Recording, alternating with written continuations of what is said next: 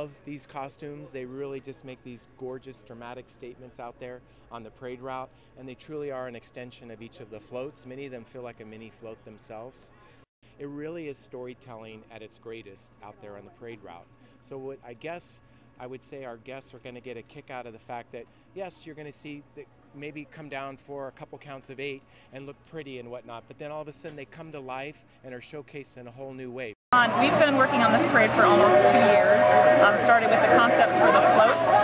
There are 7 units and 9 floats in the parade, so we've gone through quite the evolution to design those floats. Some of them have elements we've never done before. We have rainbows, we have moving pirate ships, we have a dragon, and then the costumes have been part of that process all along. Well, you know what's really exciting for us is that this cast is so energized by the new elements that are coming in the parade.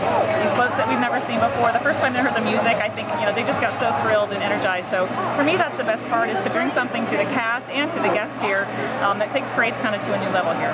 I have so many favorites in this parade. I do think my favorite float is the Snuggly Duckling, the Tangled float, which is almost like the Snuggly Duckling on a long ship. It's got swinging weapons. We have thugs that swing back and forth. We have Maximus steering down Flynn Rider.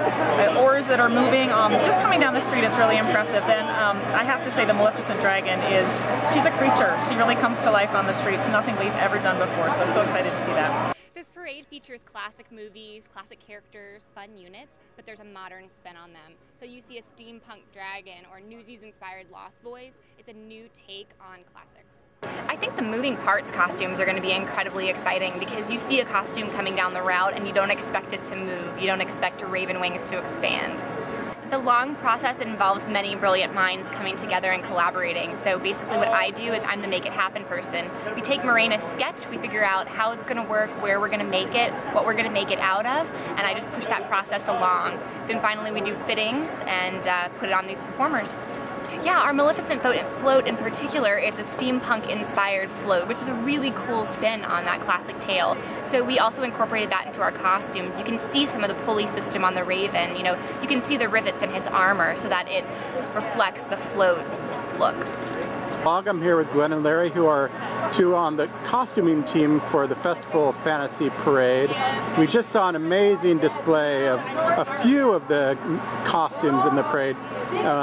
One of the things that really struck me as interesting was how there's technology in making the seashell and the crow's mask. Can you talk a little bit about what went into that? Absolutely. It was a wonderful process watching it happen. The design was actually done digitally inside the computer. While the computer person was working there, Morena was right over his shoulder giving guidance and direction. Once they had established a model in the digital form, then it was grown in a 3D printer in paper form so that she could make some more adjustments. And then finally the mold and the final model was made, and it's turned out spectacular. That's actually done here at our Central Shops location on property. Very cool. What were some of the other challenges you faced bringing the creations from life from paper to costume? Sure, we always have your safety features, and your choreography and the movement, and making it work with the performers.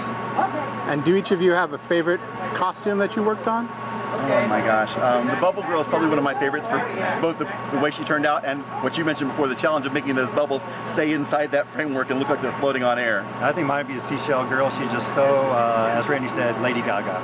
Now, a couple of the costumes that really impressed me are the ones that are going to be with Maleficent or the giant steampunk dragon. Can you talk about the creation of those?